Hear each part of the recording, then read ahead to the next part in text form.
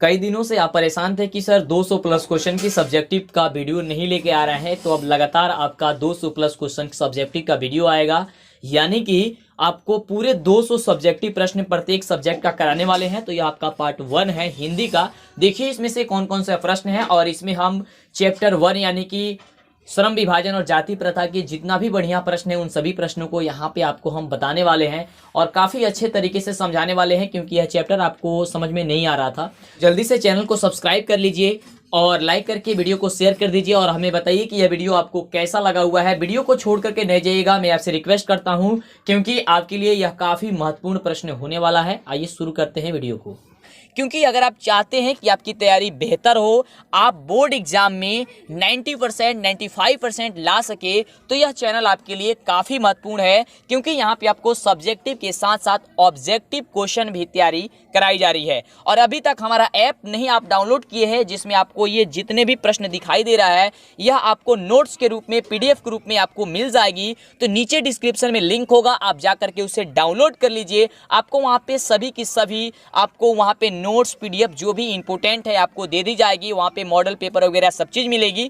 लेकिन अगर वहाँ पे कोई मटेरियल अपलोड नहीं होगा तो आपको परेशान नहीं होनी है। दिन रात वहाँ पे मेहनत किया जा रहा है, बहुत जल्दी आपको वहाँ पे कंप्लीट मिल जाएगा, कोई भी परेशानी नहीं होगी। तो जाइए अभी डाउनलोड के लिए प्ले स्टोर से या प्ले स्टोर पे जाकर के DLS education Mantu sir search कर सकते हैं, आपको ऐप मिल जाएगा, या नीचे डिस्क्रिप्शन में लिंक भी है, जल्दी से डाउनलोड कर लीजिए। तो आइए हम लोग जानते हैं कि कौन कौन से महत्वपूर्ण लघुत्तरीय और दीर्घोत्तरीय प्रश्न हैं जो आपके परीक्षा में बहुत ही ज़्यादा पूछे जाते हैं और काफ़ी महत्वपूर्ण है। ठीक है, ध्यान से समझने का प्रयास कीजिएगा। सबसे पहला प्रश्न है और काफ़ी महत्वपूर्ण प्रश्न है। प्रश्न कह रहा है कि अंबेडकर किस विडंबना की बात करते हैं, विडंबना का क्या स्वरूप है। बहुत ही बढ़िया प्रश्न है, ध्यान से समझिए, समझने का प्रयास कीजिएगा बाबू, क्योंकि अगर आप समझ जाते हैं तो आप इसे आसानी से जो है आप लिख दीजिएगा। और वीडियो में अगर आप बने रहते हैं तो आपको हम जो है एक ट्रिक बताएंगे, जिससे आप लघुत्तरीय और दीर्घोत्तरीय प्रश्न को आसानी से याद कर सकते हैं।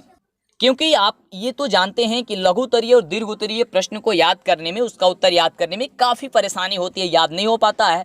तो उसके लिए भी हम आपको एक तरीका बताने वाले हैं, जो कि वीडियो के अंतिम में बताएंगे। सो आप वीडियो के अंतिम तक बने रहिए, बहुत ही मज़ा आने वाली है आज की क्लास में।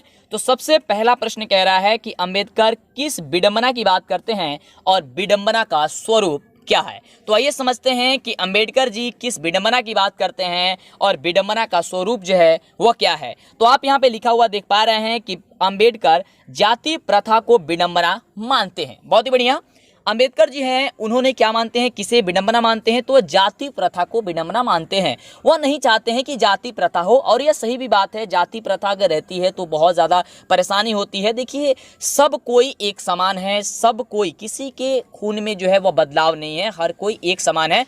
तो फिर जाति प्रथा कैसी, है ना, सब कोई एक ही जाति के हैं। और आप स्टूडेंट हैं तो स्टूडेंट के मन में तो कोई भी जाति नहीं ही होनी चाहिए, तो ही बहुत ही अच्छा है। चलिए आगे बात करते हैं।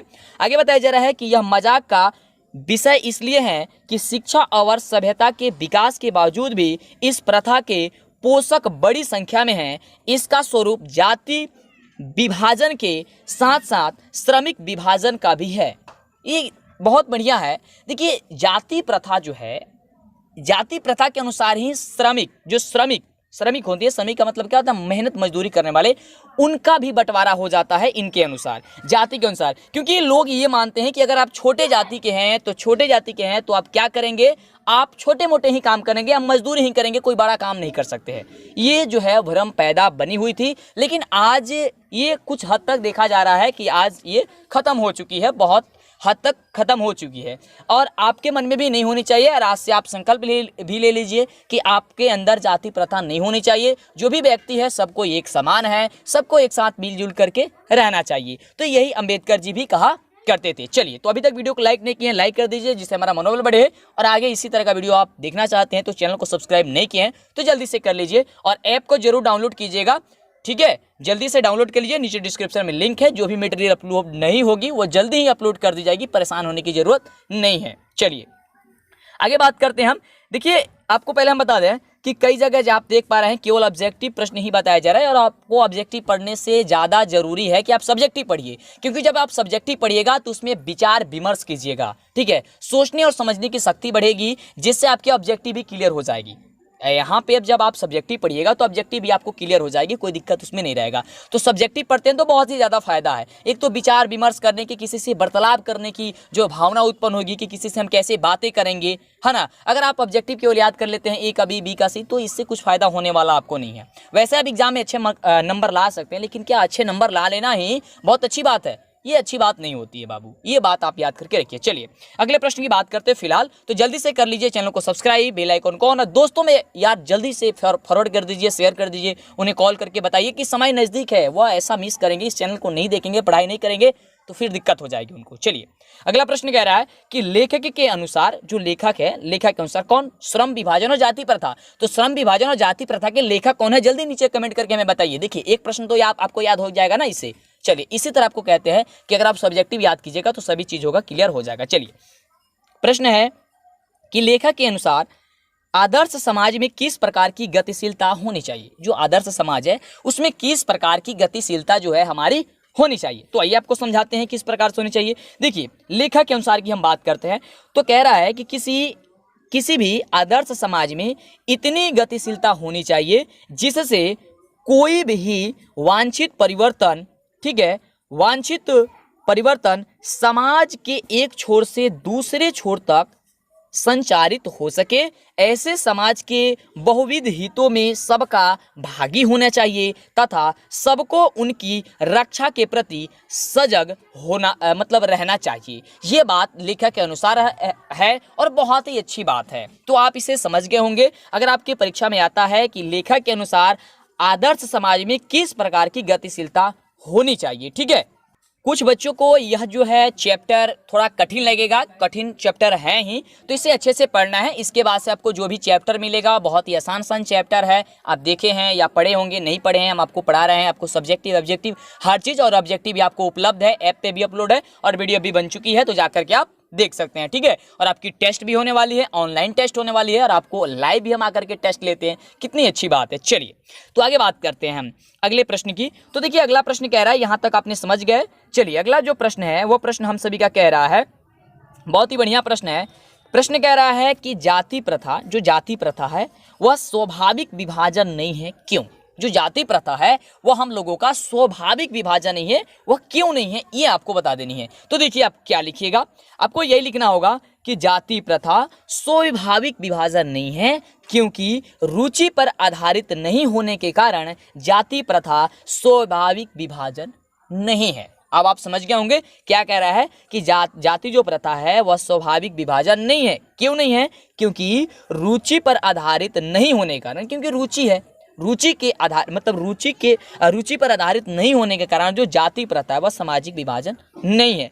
आप इतना स्वाभाविक विभाजन नहीं है, आप इतना आसानी से लिख सकते हैं, कोई दिक्कत नहीं है। आप कुछ लोग कहेंगे कि सर इतना छोटा में क्या हमको पूरे अंक मिलेंगे? हाँ बाबू, आपको पूरे अंक मिलेंगे, क्योंकि देखिए एग्जाम यही कहता है, एग्जाम जो परीक्षा आप देते हैं उसमें बस यही आपको कहा जाता है कि जो भी आप लिख रहे हैं वो छोटा ही लिखे, अच्छे लिखे, जो भी चीज़ है एक ही बार में उसे लिख दे। और ये आपको ज़्यादा नंबर का नहीं पूछा जाएगा, 2 नंबर का ही पूछा जाएगा, ठीक है। ऐसे जो भी प्रश्न आएंगे। चलिए आगे बात करते हैं और आपको दीर्घ उत्तरीय ही बताने वाले हैं। ये सभी छोटा छोटा क्या चीज है, लघु उत्तरीय प्रश्न यानी कि शॉर्ट क्वेश्चन आंसर है और लॉन्ग क्वेश्चन आंसर भी है। इस चैप्टर से जो भी लॉन्ग क्वेश्चन आंसर आपके एग्जाम में बनते हैं हम आपको बता देने वाले हैं। चलिए आगे बात करते हैं हम लोग।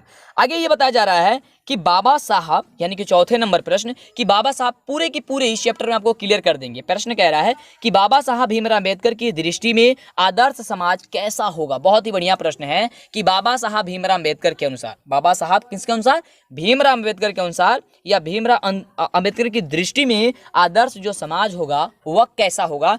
तो देखिए बाबू, आपको बता दें कि बाबा साहब भीमराव अम्बेडकर की दृष्टि में आदर्श समाज स्वतंत्रता, समता और बंधुत्व पर आधारित होगा। ठीक है, किस पे होगा? तो स्वतंत्रता, समता और बंधुत्व पर आधारित होगा। ये 4 नंबर आंसर हो जाएगा आपका। क्वेश्चन क्या था कि बाबा साहब भीमराव अम्बेडकर की दृष्टि में आदर्श समाज कैसा होगा। अगर आप ये सभी चाहते हैं, जो हमको टाइपिंग जो किए हुए हैं ये देख रहे हैं, तो जाइए ऐप को डाउनलोड कर लीजिएगा। ऐप को सब्जेक्टिव में मिल जाएगा, लेकिन आपको अभी पूरे की पूरे वहाँ पे अपलोड नहीं की गई है। ठीक है, उसको जल्द काम किया जा रहा है, जल्द टाइपिंग किया जा रहा है, दिन रात उस पर काम किया जा रहा है। परेशानी होनी है, सभी चैप्टर का एक एक करके आपको अपलोड कर दिया जाएगा। चलिए अगला प्रश्न है, ये जानना काफी महत्वपूर्ण है कि श्रम विभाजन कैसे समाज की आवश्यकता है। जो श्रम हमारी विभाजन है वो कैसे समाज की आवश्यकता है, इसके बारे में बात कर रहा है। तो आइए आपको समझाते हैं। देखिए, श्रम जो विभाजन है वह आज के सभ्य समाज की आवश्यकता है। किस समाज की आवश्यकता है? सभ्य समाज की आवश्यकता है। ये आप ध्यान में रखिएगा जब भी आपसे ये पूछा जाए। ये ऑब्जेक्टिव टाइप में भी प्रश्न पूछा जा सकता है, तो आप क्या बताइएगा? सभ्य समाज की, ठीक है, और पूछा भी जाता है, ध्यान में इसे रखिएगा। ओके, चलिए, छोटा सा प्रश्न था। आगे बात करते हैं हम लोग कि अगला प्रश्न क्या कह रहा है। बहुत ही बढ़िया प्रश्न है, काफी महत्वपूर्ण प्रश्न है और ये 5 नंबर में भी आपको पूछा जा सकता है। ध्यान देंगे। प्रश्न कह रहा है कि सच्चे, यहाँ पे सच्चो हो गया है, सच्चे पढ़ लीजिएगा। सच्चे लोकतंत्र की स्थापना के लिए भीमराव अंबेडकर ने किन विशेषताओं को आवश्यक माना है? बहुत ही बढ़िया और मजेदार शानदार प्रश्न है, ठीक है। आइए आपको समझाते हैं, लेकिन उसके पहले बार बार आपसे कहते हैं, रिक्वेस्ट करते हैं आपसे कि चैनल को सब्सक्राइब नहीं किए होंगे तो कर जरूर लीजिएगा, और वीडियो को लाइक नहीं किया तो कर जरूर लीजिएगा। ओके, तो आइए हम लोग समझते हैं कि इसका उत्तर क्या हो जाएगा। तो ध्यान से समझने का आप प्रयास कीजिए कि सच्चे लोकतंत्र की स्थापना के लिए भीमराव अंबेडकर ने स्वतंत्रता, क्षमता और बंधुत्व पर आधारित समाज को आवश्यक माना है। ऐसे समाज में बहुविध हितों में सबको सहभागिता होगी और सभी एक दूसरे इसकी रक्षा को तत्पर रखेंगे। उनका ख्याल था कि दूध पानी के मेल की भांति जो है, जिस प्रकार दूध और पानी देखते हैं कि दूध में अगर हम पानी मिला देते हैं तो एक स्वरूप का हो जाता है, ये आपको पता है। तो उस तरह से ये कह रहे हैं कौन? तो अंबेडकर जी कि दूध पानी के मेल की भांति भाईचारा की सच्चा लोकतंत्र है। जो देखिए सच्चा लोकतंत्र होनी चाहिए वो एकदम दूध और पानी की तरह होने चाहिए, एकदम मतलब उसमें अलग नहीं दिखनी चाहिए, ऐसा लोकतंत्र होनी चाहिए। लेकिन आजकल की कैसी लोकतंत्र है ये आपको खुद ब खुद पता चल रही है। चलिए, उसकी बात अलग है, हम लोग बात करते हैं यहाँ पे। दरअसल देखिए बात ऐसी है कि लोकतंत्र एक शासन पद्धति नहीं है, सामूहिक दिनचर्या और समाज के सम्मिलित अनुभवों के आदान प्रदान का नाम है, ठीक है। ये आप समझ करके रखिएगा। अगर आपसे पूछा जाता है तो आपको बस इतना ही क्या कर देना है, लिख देना है।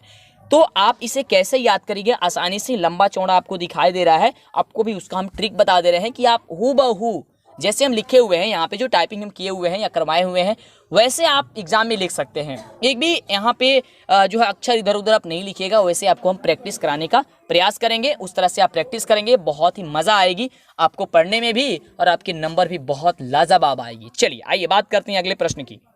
देखते हैं अगला प्रश्न क्या कह रहा है, ठीक है। चलिए, मज़ा आ रहा होगा। चलिए, ये बढ़िया और बड़ा सा प्रश्न है, इस प्रश्न को समझिएगा। प्रश्न क्या कह रहा है, और बड़ा सा प्रश्न पूछा जाता है आपके एग्जाम में। ये नहीं है कि बड़ा प्रश्न है तो एग्जाम में नहीं पूछा जाएगा। हिंदी में जो है ना वह सारांश पूछा जाता है, सारांश के माध्यम से कुछ दे दिया जाता है लाइन, और लाइन के आधार से उसको पूछा जाता है। प्रश्न कह रहा है कि जाति प्रथा का यदि श्रम विभाजन लिया जाए, कह रहा है कि जाति प्रथा को यदि, देखिए यहाँ पे गलती हो चुका है, को होगा, जाति प्रथा को यदि श्रम विभाजन मान लिया जाए तो स्वाभाविक विभाजन नहीं है, क्योंकि यह मनुष्य की रुचि पर आधारित है। आपको हमने आपको पहले बताया, ठीक है, क्योंकि ऐसा एक प्रश्न भी था। कह रहा है आगे कि कुशल व्यक्ति या सक्षम श्रमिक समाज का निर्माण करने के लिए आवश्यक है कि हम व्यक्तियों की क्षमता इस सीमा तक विकसित करें जिससे वह अपने पेशा या कार्य का चुनाव कर सके। इस गद्यांश का भावार्थ अपने शब्दों में लिख दीजिए। ये जो है, जो लाइन आपको दिख रही है, ये आपको बुक से ली गई है, और बुक में ये लाइन कही गई है। ये जो लाइन आपने देख रहे हैं यहाँ पे स्क्रीन पे आप जो देख रहे हैं, ये लाइन आपकी कहाँ कही गई है? बुक में कही गई है। और इसका कहने का मतलब ये है कि इससे आप क्या समझते हैं? भावार्थ कहने का मतलब यही होता है। भावार्थ कहे या सारांश कहे कि सारांश लिख दीजिए, भावार्थ लिख दीजिए, कहने का मतलब उसका यही होता है कि आप इसके लाइन को कैसे आप अनुभव करते हैं। आप क्या कहेंगे? ये लाइन लिखा गया है, इसका मतलब क्या निकल के आता है? बस आपको वही मतलब लिख देनी होती है, ठीक है। तो ये ज़्यादा बेटर होगा कि आप अपने मन से लिखिएगा, सोच समझ करके। वैसे हम आपको हिंट्स दे देते हैं कि कैसे आप इसे लिख सकते हैं, क्या इसका उत्तर होगा। लगभग में थोड़ी सी बात आपको बता देते हैं, लेकिन इसे आप बढ़ा चढ़ा करके लिखिएगा तो बेटर होगा, क्योंकि ये 5 नंबर का पूछा जाएगा। वैसे आप इतना भी लिखते हैं तो कोई दिक्कत नहीं है, गलती नहीं है, लेकिन सबसे पहले आपको किसी भी सारांश का लिखना होगा, यानी कि भावार्थ लिखना होगा। तो सबसे आपको क्या शब्द लिखना होगा? पहले तो आपको लिखना होगा कि प्रस्तुत गद्यांश श्रम विभाजन और जाति प्रथा पाठ से लिया गया है। अब यहाँ पे किसी दूसरे चैप्टर का होगा तो उस चैप्टर का नाम होना चाहिए, ध्यान देंगे। इस तरह आपको लिखना है, डिजाइन करना है आपके पेपर में। ठीक है, क्योंकि देखिए एग्जाम लेने का माध्यम ये नहीं होता है कि आप कितने अच्छे नंबर ला पाते हैं। एग्जाम लेने का मतलब कि मकसद क्या होता है, मकसद समझेंगे, मकसद यही होता है कि आपके पास अनुभव कितना है, आप क्या कर सकते हैं, आपका दिमाग जो है वह कितनी विकसित हुई है, ये इस चीज पे निर्णय करता है। इसलिए बोला जाता है कि विद्यार्थी यथासंभव अपने शब्दों में ही उत्तर दें, ऐसा लिख करके आता है, आप देखे होंगे। ऐसा क्यों बोला जाता है, ऐसा इसलिए बोला जाता है कि वह चेक करता है, टीचर या कोई भी जो टीचर है वो चेक करते हैं कि आपकी दिमाग जो है वह कितनी लेवल तक पहुंची है, आप कितना सोचते हैं। तो वही चीज यहाँ पे आपसे मांगा जा रहा है। और हिंदी बहुत इंटरेस्टिंग सब्जेक्ट होती है जिसमें आपके मन के भावों को जाना जाता है कि आपके मन के भाव क्या है। और ऐसे ही सब्जेक्ट आपकी होती है हिस्ट्री, ज्योग्राफी, पॉलिटिकल साइंस, आपके बारे में आप जानते होंगे, इस तरह के सब्जेक्टें होती हैं, तो आप इसे समझेंगे। चलिए, तो आपको क्या लिखना है, ये चीज आप जान गए। सबसे पहले आपको लिखना है कि प्रस्तुत गद्यांश श्रम विभाजन और जाति प्रथा से के पाठ से लिया गया है।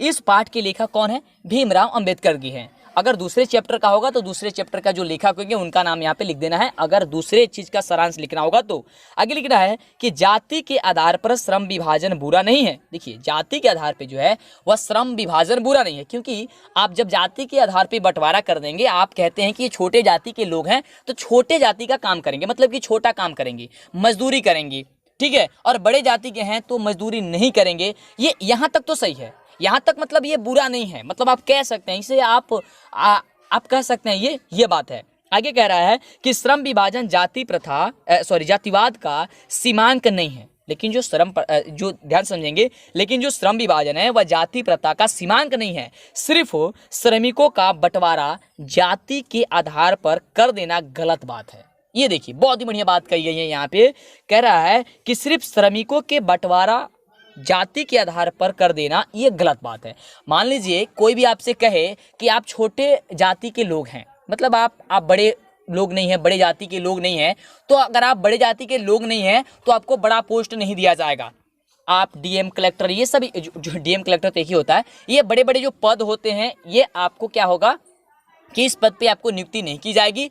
आप मुख्यमंत्री, प्रधानमंत्री, ऐसा आप कोई भी नहीं बन सकते क्योंकि आप छोटे जाति के लोग हैं। तो ये बहुत बुरा लगेगा आपको भी, मतलब ऐसा शब्द कहा जाता है किसी को भी, अगर छोटे जाति के लोग हैं तो आप मेहनत मजदूरी ही करेंगे, किसी के खेत में जा करके कुदाल चलाएंगे, ऐसा अगर कार्य बोला जाता है, या कुछ भी काम करेंगे उसका जो है वह कार्य करेंगे, तो ये बहुत गलत बात है ना। बस यही चीज अम्बेडकर जी समझाना चाहते हैं कि जाति के आधार पे श्रमिकों का बंटवारा कर देना ये गलत बात है, ठीक है, ये गलत बात है, ऐसा नहीं होनी चाहिए, वो ये चीज समझाया करते हैं, ठीक है। चलिए आगे बात कर रहे हैं कि ऐसा किसी समाज में नहीं होता। देखिए, और ऐसा समाज में नहीं होना चाहिए, नहीं होता है, नहीं होनी चाहिए, बहुत ही अच्छी बात है, ऐसा हम लोग को नहीं करना चाहिए कभी भी। ओके, तो ये चीज थी, अब आपने जाना। अब इसके अनुसार इसको अबे लंबा चौड़ा लिखना है तो आपका दिमाग कहाँ तक जाता है, हमने तो मेन पॉइंट्स यहाँ पे लिख दी है, ठीक है। अब आपका दिमाग कहाँ तक जाता है आप इसमें ऐड कर दीजिए, और ज़्यादा बेटर रहेगा कि आप हमें कमेंट में ही बता दीजिए कि आज का उत्तर कैसा होगा। आप इसे लिख करके संचित में, ठीक है, सोच समझ करके नीचे कमेंट करिए इसका उत्तर पूरे एकदम लंबे चौड़े में, हम उसके पढ़ करके अगर अच्छा होगा तो लाइक कर देंगे, ठीक है, ये काम हम जरूर कर देंगे। तो जाइए और कीजिए। प्रश्न क्या है, प्रश्न आप एक बार और देख लीजिएगा, और आपको जो समझाए हैं उसके आधार पे जो वीडियो अगर आप नहीं देख पा रहे हैं, पीछे करके आप देख करके एक नहीं, 2 बार नहीं, 3 बार नहीं, यह वीडियो देखिए, लेकिन अच्छे से तैयारी कीजिए। बस मेरा मकसद यही है कि आप बढ़िया से पढ़ें, अच्छे से पढ़ें, कोई दिक्कत ना हो, ठीक है। और ऐसे पढ़ें कि कभी भी हमेशा के लिए आपके दिमाग में बैठ जाए, और कोई आपसे अगर बर्ताव करता है तो आप उससे ऐसा बर्ताव करें कि आपसे वह मुंह मोड़ ले, वह कहे कि हाँ आप धन्य हैं, आप जो बताए वही सही है। और ये चीज़ नहीं है कि आप गलत उनसे बताना शुरू कर दें, जो भी बताइएगा वह सही बताइएगा, अच्छा बताइएगा, ताकि उनको अच्छा लगे, ठीक है। चलिए आगे बात करते हैं। और एक चीज़, बर्ताव करते वक्त झगड़ा नहीं करनी चाहिए, लेकिन बर्ताव जितनी होती है बहुत ही अच्छी बात होती है, बर्ताव करते रहिए। हम तो ये कहते हैं कि कमेंट बॉक्स में भी आप बर्ताव करते रहिए, जो भी कहता है हम कमेंट बॉक्स पढ़ते रहते हैं, तो आप लोग तो बस मौज मस्ती में लगे हुए हैं फिलहाल। चलिए ये बात करते हैं हम लोग, लगे भी रहिए, उस चीज़ में भी लगना चाहिए, अच्छी बात है, क्योंकि अगर दिमाग फ्रेश नहीं होगा तो फिर कुछ नहीं होगा। हम तो सब कहते हैं कि सब चीज़ कीजिए, लेकिन थोड़ी सी पढ़ाई भी कर लीजिए, ठीक है, थोड़ी सब चीज़ करते रहेंगे तो कोई दिक्कत परेशानी नहीं होगी भाई, ठीक है। चलिए तो कमेंट कीजिए, अच्छा हमें भी कमेंट करके बताइए कि हमारा जो वीडियो आता है, कोई भी वीडियो आता है, कैसा लगता है। थोड़ा सा हेल्प कीजिए, आप अपने से पोस्ट बनाइए, पोस्ट बना करके आप शेयर कीजिए बच्चों को, ठीक है। ज़्यादा ज़्यादा एक छोटा सा मेरा आप अगर काम कर देते हैं, अगर आपको अच्छे से, अगर आपसे तो कुछ लिया नहीं जा रहा है, ठीक है, तो मेरा एक छोटा सा अगर काम कर देते तो अच्छी बात है, हमें बहुत ही ज़्यादा खुशी होगी अगर हमारा पोस्ट बन के। कई बच्चों को हम देखते हैं कि हमारा जो डीएलएस एजुकेशन का जो लोगो है वो व्हाट्सएप पे लगा लेते हैं, हमें बड़ी खुशी होती है ना। बहुत बच्चे हैं, ऐसे हमारे पास है, बहुत बच्चे हैं जो कि डीएलएस एजुकेशन का ये लगा लेते हैं, लोगो लगा लेते हैं, बहुत सारा चीज़ कमेंट करते हैं। उन्हें कोई बच्चा अगर समझ नहीं पाता तो उनको हमारे बारे में वो बताते हैं, तो हमें बहुत अच्छी लगती है ये चीज़, ठीक है। चलिए आइए बात करते हैं अगला प्रश्न। देखिए ये जो प्रश्न है वो 3 तरीके से पूछा जा सकता है आपके परीक्षा में, और 3 तरीके से जब पूछा जा सकता है तो आपको ध्यान देना है कि कैसा पूछा जाएगा और किसका प्रश्न क्या होगा। क्योंकि एग्जाम में यही होता है कि अक्सर क्या किया जाता है कि क्वेश्चन को घुमा फिरा करके पूछ दिया जाता है, ताकि बच्चों का दिमाग, अभी वो आपको बोले ना कि परीक्षा का लेने का माध्यम बस यही होता है कि आपका दिमाग कितना काम कर रहा है, बस आपके दिमाग को चेक किया जाता है, ये नहीं किया जाता। देखिए मकसद यही होता है, परीक्षा लेने का मकसद ये होता है, आपका परीक्षा लिया जा रहा है, परीक्षा, ठीक है, आपकी परीक्षा, कहने से ही पता चल रहा है कि आपकी परीक्षा ली जा रही है। तो आपकी परीक्षा जो ली जा रही है बाबू, तो वह इस चीज़ के लिए ली जा रही है कि आप कितने में हैं, आप क्या अनुभव करते हैं, इस चीज़ के लिए आपको की जाती है, ठीक है। चलिए तो ये 3 तरह से पूछी जाती है। पहला क्या पूछी जाती है, ध्यान से समझेंगे। कह रहा है कि जाति के कुछ विरुद्ध अंबेडकर की प्रमुख आपत्तियां क्या है। देखिए एक प्रश्न आपको ये इस तरह से पूछा जाता है, ये प्रश्न नहीं पूछा जाएगा, या आपसे पूछ दिया जाएगा कि जाति के आधार पर आम विभाजन अस्वाभाविक है कैसे, ये भी आपसे पूछा जा सकता है। या आपसे पूछा जा सकता है कि जाति भारतीय समाज में, यहाँ पे भी होगा, आम विभाजन का स्वाभाविक रूप क्यों नहीं कही जा सकती है, ठीक है। यहाँ पे थोड़ी सी मिस्टेक हुई है टाइपिंग करते वक्त, ये हो जाती है क्योंकि बहुत ज़्यादा जल्दी करना होता है, सब चीज़ चेक करते हैं कि भी हमसे भी छूट जाता है, तो उसे हम देख करके फिर से सुधार देंगे, ठीक है, ऐप में सुधार देंगे इसको। चलिए आगे बात करते हैं। तो इसके आंसर में मतलब इस तरह का अगर प्रश्न कोई भी आता है, ध्यान से प्रश्न को पढ़ लीजिए, और ऐप में है, आपको कहीं भी बैठे रहिएगा, देखिए कहीं पे भी बैठे रहिएगा, ऐप को ओपन कीजिएगा और पढ़ना शुरू कर दीजिएगा, याद करना शुरू कर दीजिएगा, इसलिए अच्छे आपको बनाए हैं, ठीक है।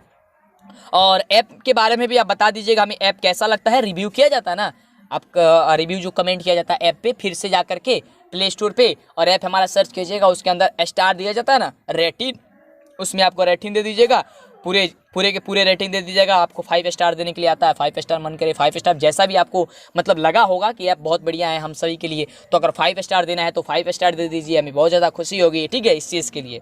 चलिए तो ये बात करते हैं इसका सही उत्तर क्या हो जाएगा बाबू। तो देखिए बोल रहा है कि जातिवाद के पक्ष में श्रम विभाजन के आवरण में जो तर्क दिए जाते हैं उसके संबंध में भीमराव अंबेडकर की आपत्ति यह है कि जातिवाद के अंतर्गत श्रम विभाजन स्वाभाविक नहीं है। क्यों नहीं है, तो यह मनुष्य के रुचि पर आधारित नहीं है। देखिए ये मनुष्य की क्या नहीं है, ये रुचि पर आधारित नहीं है। थोड़ी सी ये कठिन चैप्टर है, ये चैप्टर थोड़ी कठिन है, तो थोड़े अच्छे से समझना होगा, 1-2 बार वीडियो देखना होगा।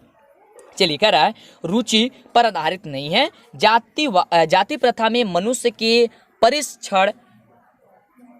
परीक्षण या क्षमता पर विचार किए बिना गर्भधारण के साथ बच्चों के जन्म लेते हो माता पिता के पेशे के अनुसार उसका पेशा निर्धारित कर दिया जाता है।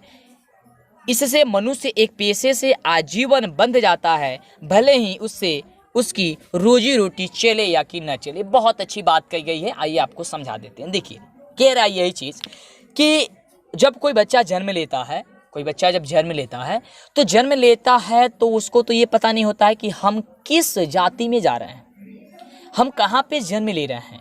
लेकिन जब वो जन्म लेता है, अगर वह किसी गरीब फैमिली में, गरीब परिवार में जब वो जन्म ले लेता है, तो उसको यही बोला जाता है कि बाबू तुम्हारा रोजी रोजगार यही है, भले ही उसका परिवार लंबा हो जाए, कुछ भी हो जाए, लेकिन उसको करना वही है।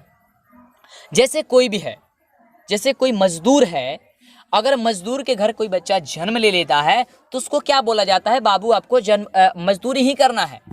जो बच्चा बड़ा होता है, 10 साल 15 साल का होता है, अगर उसके पिताजी किसान हैं तो अपने साथ खेत में उसको ले करके जाते हैं।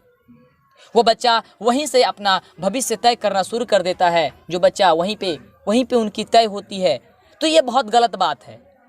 अगर बच्चा छोटे परिवार में जन्म ले लिया तो उसका क्या कसूर है, छोटे परिवार में अगर वो जन्म ले लिया है तो उसमें तो उसकी क्या कसूर है।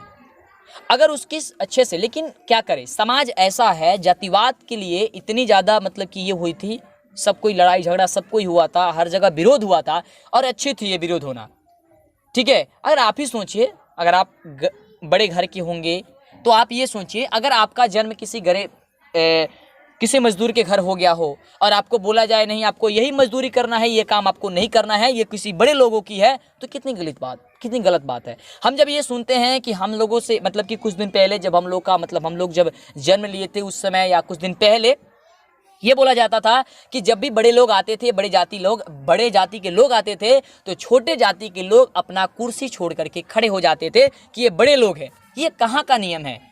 उनके शरीर में भी वही खून है जो आपके शरीर में खून है। तो ऐसा क्यों होता था?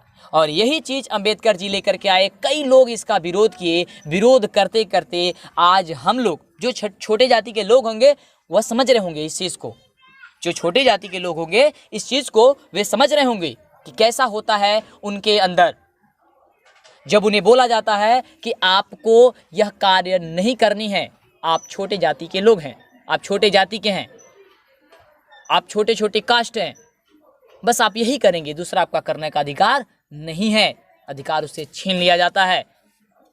वही चीज़ यहाँ पे समझाया जा रहा था। हमने इस चीज़ पे इतना ज़्यादा बोला, अब आप समझ सकते हैं, आप अपने मन से भी कुछ भी लिख सकते हैं। ये प्रश्न क्या था एक बार और आप समझ लीजिए, ठीक है। चलिए बाबू, उम्मीद करते होंगे बहुत ही मज़ेदार, बहुत ही अच्छा लग रहा होगा आप सभी को ये चीज़, क्योंकि कई बच्चों को बहुत कठिन लग रहा होगा ये चैप्टर समझ में नहीं आ रहा होगा, क्योंकि जाति प्रथा जो है वो थोड़ी सी मतलब कि इसमें ऐसे लैंग्वेज का यूज़ किया गया है, थोड़ी सी कठिन लैंग्वेज का यूज़ किया गया है, लेकिन जब आपको हमने समझा दिया है तो बहुत ही मज़ा आ रहा है ना।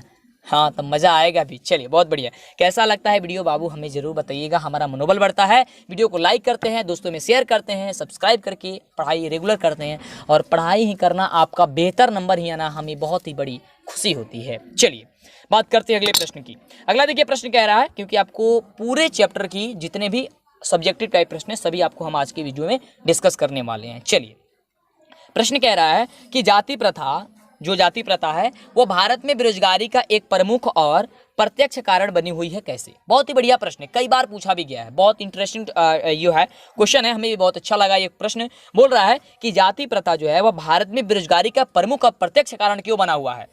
देखिए इसमें तो आपको हमने पूरी बात अभी बता दी है, अभी आपको जो हमने पहले बताया वह सभी बात आपको हमने बता दिया है कि क्यों बनी हुई है, हर एक बात हमने बताया है। फिर भी इस वीडियो में भी फिर इस क्वेश्चन के आंसर में भी हम बात करेंगे, और आगे आपसे यही प्रश्न पूछा जा सकता है दोबारा कि जाति प्रथा के दूषित सिद्धांत जो है वह क्या चीज़ है ना, ये भी प्रश्न पूछा जा सकता है।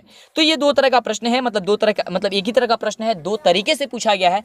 एक देखिए प्रश्न एक तरह के तरीका दो, ठीक है, कि घुमा घुमा के पूछा जाता। समझिए कह रहा है कि भारत में जाति प्रथा के अंतर्गत मनुष्य का पेशा या जीवनाधार जन्म से ही क्या कर दिया जाता है, निश्चित कर दिया जाता है। अभी आपको हमने समझाया कि देखिए भारत में बेरोजगारी हुई है। देखिए सबसे बड़ी बात है, आप देख रहे हैं कि अदर देश है, जो भी देश है, चीन है, अमेरिका है, बहुत बड़े बड़े देश हैं जो आप देख रहे हैं, वो भारत से कई गुना जो है वह ज़्यादा विकसित पे हैं। ये आप देख रहे हैं, आप अनुमान लगा रहे हैं, लेकिन इसका जो क्या कारण हुई है, और आप ये भी देख रहे हैं कि भारत में जो है बेरोजगारी बहुत ज़्यादा हो चुकी है, और इस साल जो लॉकडाउन की वजह से तो और ही ज़्यादा बेरोजगारी हो चुकी है। तो इसीलिए ये समझाया जा रहा है, और यह क्यों हो रही है ये आपको बताया जा रहा है कि देखिए जो भारत है, ये भारत में ये निर्धारित कर दिया जाता है कि जन्म से पहले ही कि अगर आप छोटे जाति के लोग हैं, अगर आपका जन्म छोटे कास्ट में हुआ है, छोटे जाति में हुआ है, तो आपको यही चीज़ करना है जो वह पेशा उनके माता पिता करते थे, वही पेशा आपको भी करनी है।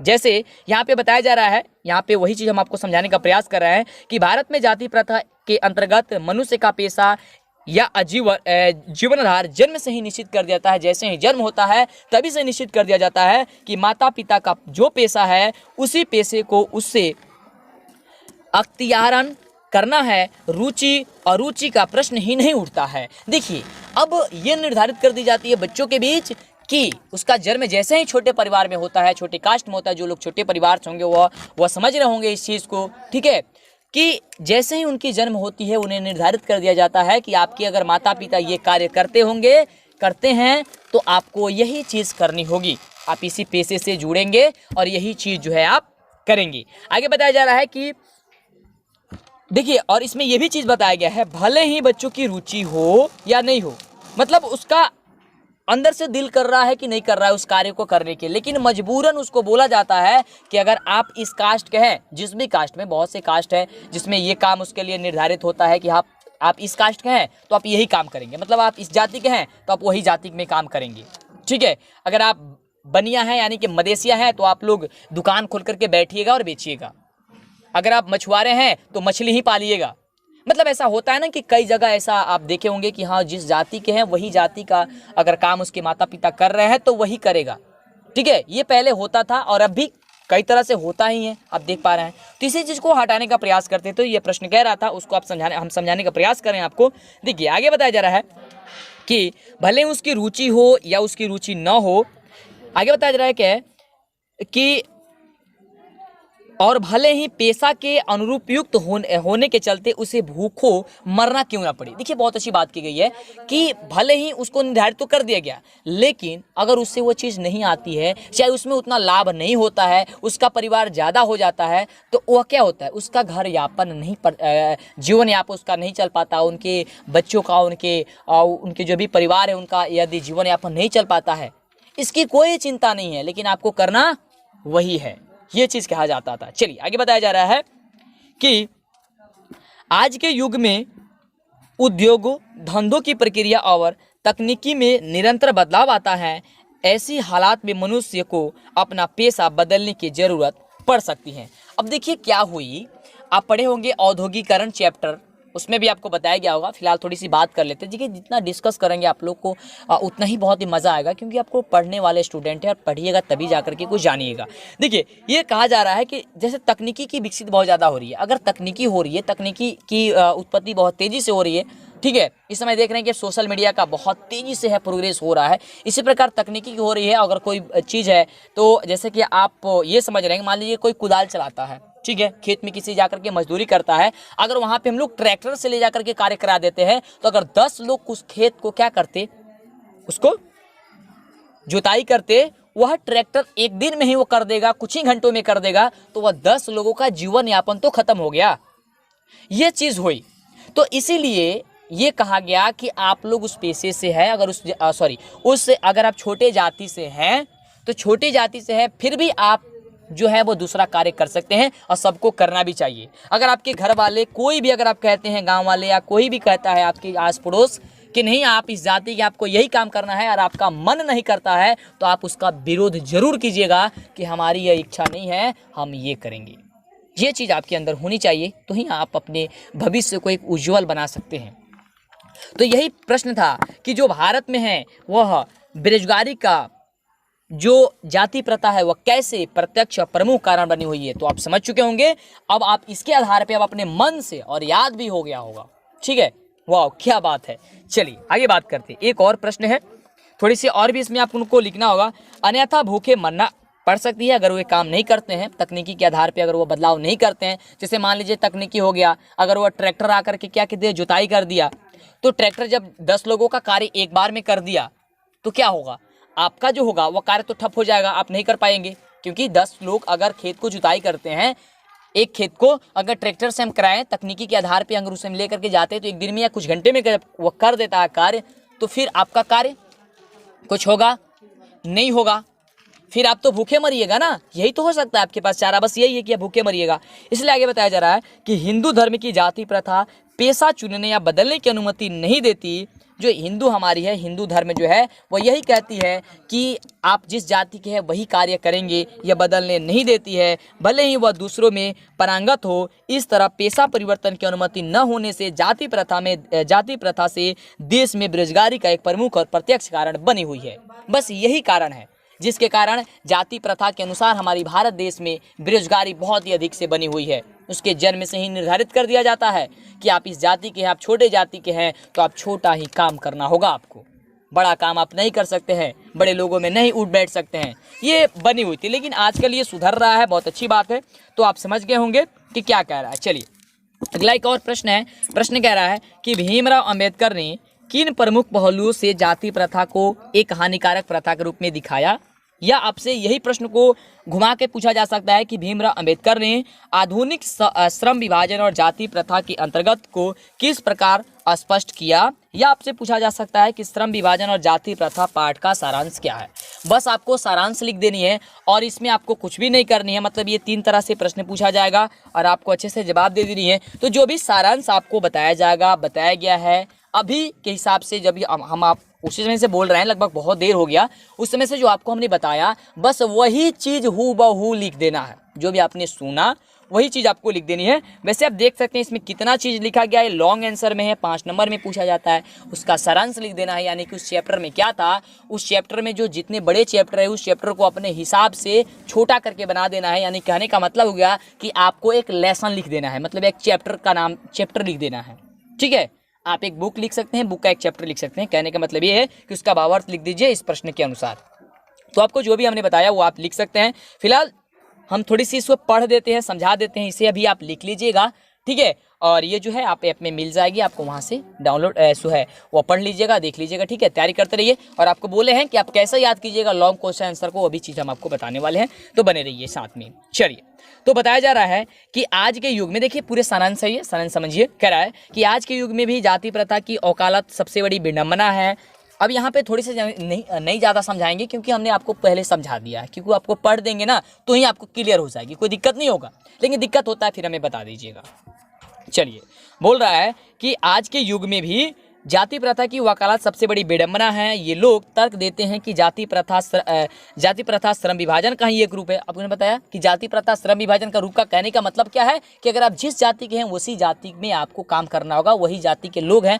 मतलब आप छोटे जाति के अगर होंगे तो छोटे जाति का ही काम करेंगे। ठीक है, चलिए आगे बताया जा रहा है कि ऐसे लोग भूल जाते हैं कि श्रम विभाजन श्रमिक विभाजन नहीं है। श्रम विभाजन है जो है वह श्रमिक विभाजन कभी नहीं है।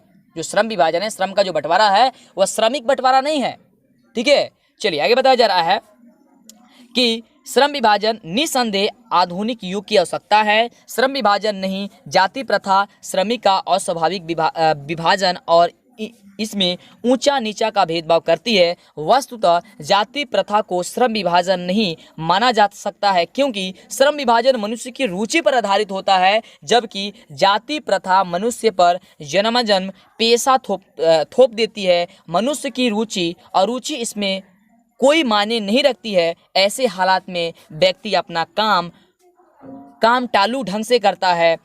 जैसे देखिए यहाँ पे बहुत बढ़िया बात कही, थोड़ी सी समझा देते हैं। देखिए, क्योंकि हमने तो आपको सब चीज़ समझाया है, यही पॉइंट जो है वो नहीं समझाए थे, थोड़ा सा समझा देते हैं, क्योंकि इसलिए आपको पढ़ रहे थे, पढ़ने से भी क्लियर हो रहा होगा, क्योंकि आप देख रहे हैं, शुरू से देख रहे हैं। ठीक है, जो लोग लेट से आए होंगे या जो लोग बीच में देख रहे हैं वो पीछे कर लीजिए एक बार। ठीक है, और देखिए आपको समझ में आ जाएगा, हर चीज़ जो है समझ में आ जाएगा। चलिए, बताया जा रहा है कि देखिए जब रुचि किसी चीज़ में नहीं होगी ना, जैसे मान लीजिए कि आपने छोटे परिवार में जन्म लिया और आपका पेशा जो आपको बता दिया गया कि हाँ आप जैसे इस पेशे से हैं और यही काम करेंगे, लेकिन आपकी उसमें रुचि नहीं है, आप वो नहीं करना चाहते, तो आप कैसे कीजिएगा? उससे मन ढिलाई के काम कीजिएगा। मतलब आपको मन नहीं करेगा, ऐसे ज़बरदस्ती करते रहिएगा, अच्छे ढंग से नहीं कीजिएगा। तो अच्छे ढंग से नहीं करिएगा, एक तो आपको ज़बरदस्ती कराया जा रहा है जो चीज़ करना है आपको, और उसमें भी आप क्या कर रहे हैं, मतलब अच्छे से नहीं कर पा रहे हैं, तो वो काम जो होगा सही से नहीं होगा। इसलिए क्या हो जाती है, बेरोजगारी हो जाती है देश में।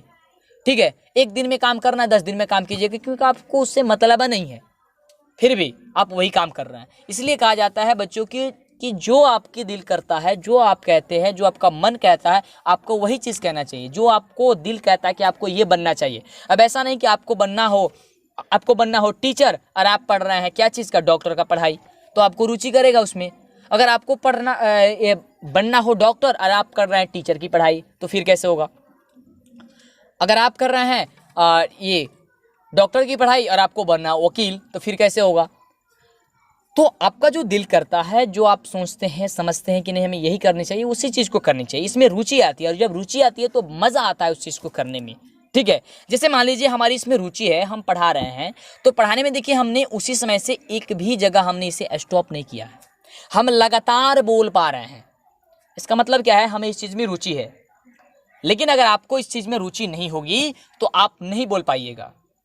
अगर हमारी इस चीज़ में रुचि है तब हम इस चीज़ को हम उसी समय से बोल पा रहे हैं।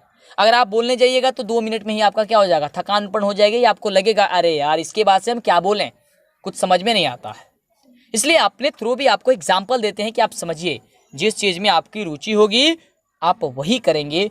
किसी की दबाव में, किसी की जोर जबरदस्ती में आप वह काम नहीं करेंगे, नहीं तो वह काम सही नहीं हो पाएगा।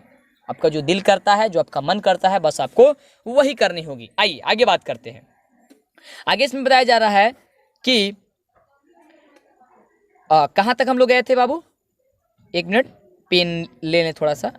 हाँ चलिए, यहां बताया जा रहा है जबकि जाति प्रथा, यहां पे क्योंकि श्रम विभाजन मनुष्य की रुचि पर नहीं होता है, क्योंकि जब जाति प्रथा मनुष्य पर जन्मता पेशा थोप दिया जाता है, वो जन्म लेता है तभी थोप दिया जाता है कि आपको यही करना है। मनुष्य की रुचि और रुचि इसमें कोई मायने नहीं रखती है। ऐसे हालात में व्यक्ति अपना काम जो है वह टालू ढंग से करता है, यानी कि काम अच्छे ढंग से नहीं करता है। न कुशलता आती है और न ही श्रेष्ठ उत्पन्न होता है, चूँकि व्यवसाय में ऊंचा नीचा जो है वह होता रहता है। अतः जरूरी यह है कि पेशा बदलने का विकल्प, मतलब पेशा बदलने का विकल्प हो। चूँकि जाति प्रथा में पेशा बदलने की गुंजाइश नहीं होता है, इसलिए यह प्रथा गरीबी और उत्पीड़न तथा बेरोजगारी को जन्म देती है। भारत की गरीबी और बेरोजगारी के मूल में जाति प्रथा ही है। कह रहा है अंतिम में कि जो जाति प्रथा है वही हमारी भारत में बेरोजगारी का कारण बनी हुई है। जाति प्रथा ही है, क्योंकि जाति से ही निर्भर कर दी जाती है। तो हमने आपको बहुत चीज़ बताया, बहुत ही मज़ा आया होगा। अब आपकी अंतिम में रहता है कि आप इसे इतने बड़े बड़े लॉन्ग क्वेश्चन आंसर को कैसे याद कीजिएगा। आपको याद हो जाएगा, क्योंकि आपको बहुत ही ज़्यादा दिक्कत होती है, ऐसे याद नहीं हो पाता। तो ध्यान से समझिए। सबसे पहले आपको क्या करना होगा, जो आपको हम बता रहे हैं उसे आपको 1 से 2 बार बहुत ही अच्छे से वीडियो को देखना होगा। आपको क्लियर है कि आपको 50% जो है, 50 से 60% जो है वह समझ में आ जाएगी। ठीक है, पहली बात ये। दूसरी बात ये, क्या कर रहे हैं, आपको एक न्यूज़पेपर लेना है। क्या करना है? एक न्यूज़पेपर लेना है। और न्यूज़पेपर पे आपको क्या करना है, ध्यान से सुनिए, क्योंकि न्यूज़पेपर हमने इसलिए आपको बताया कि वह सस्ता पड़ता है। वैसे आप कहिएगा कि सर न्यूज़पेपर पे अगर हम लिखते हैं तो वह दिखाई नहीं दे पाएगा हमको, तो दिखाई देने से आपको क्या मतलब है? किसी को चेक थोड़ी ना कराना है, वो एग्जाम थोड़ी दे रहे हैं उस पर, आपको ही समझना है। आपको क्या करना है कि जिस भी प्रश्न को आप याद किए हैं, ध्यान से सुनिए, जिस भी प्रश्न को याद किए हैं उस प्रश्न के उत्तर को आपको उस पर क्या करना है, लिखना है। आपको अच्छे ढंग से लिखना है। अगर आप भूल जाते हैं तो आपको क्या करना है कि हमारा जो ऐप है, ऐप में ये तो अपलोड है, आप उसमें देख सकते हैं, पढ़ सकते हैं। तीसरी चीज़ कि आप जहाँ पे भी बैठे होंगे, ठीक है, यहाँ पे कोई कार्य कर रहे होंगे, मोबाइल चला रहे होंगे, तो आपको ऐप खोल लेना है। खोल करके आप वहाँ पे क्या करना है, मान लीजिए कहाँ पे कॉपी और कलम नहीं लिए हुए हैं, तो यहाँ पे ऐप खोल लेनी है। ऐप खोल करके आप पढ़ाई वहाँ पे करना शुरू